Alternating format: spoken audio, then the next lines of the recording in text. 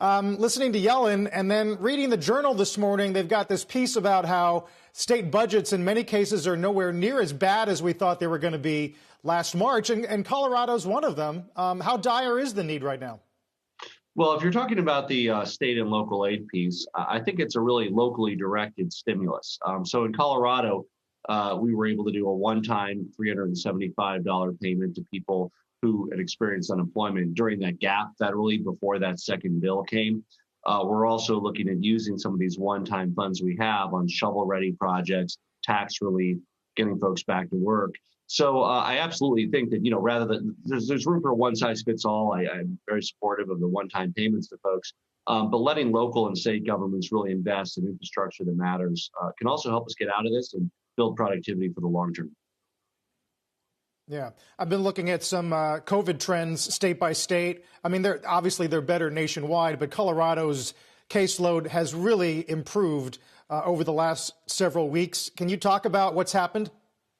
Yeah, Coloradans are really doing their part, wearing masks, avoiding social gatherings when they can. People are enjoying the great outdoors, and it's safe to be outdoors, and socially distanced, skiing and boarding and hiking and all of the wonderful things that Colorado offers in its world-class mountain areas. But you just need to be cautious, and you need to be careful, especially as you go into town and go out to eat.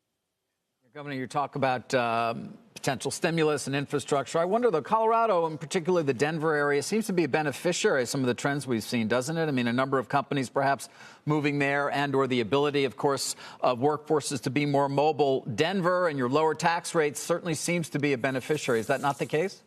Yeah, we certainly invite California companies to continue moving to Colorado.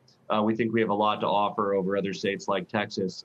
We have a very low income tax rate in the state, great quality of life, access to amazing wild areas, summer, winter, fall, spring recreation. And we're also really on the cutting edge in terms of education, and both higher ed as well as all the way from preschool through 12th grade. A big part of my focus has been getting full-day kindergarten, which we now have. And then the voters passed the 67% ballot initiative that starts free preschool for everybody starting in 2023. Governor Polis, I want to go back to what you were just talking about with shovel-ready and investing in infrastructure.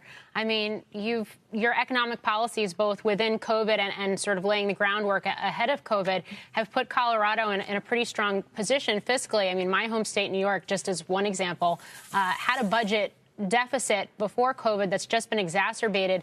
In terms of this stimulus, if we were to see $1.9 trillion go out and a chunk of that goes specifically to state and local governments, are you saying that because you don't have a deficit, you're in a good position fiscally, that's where you would put that money to work if it were to happen towards infrastructure projects, or are you saying something else?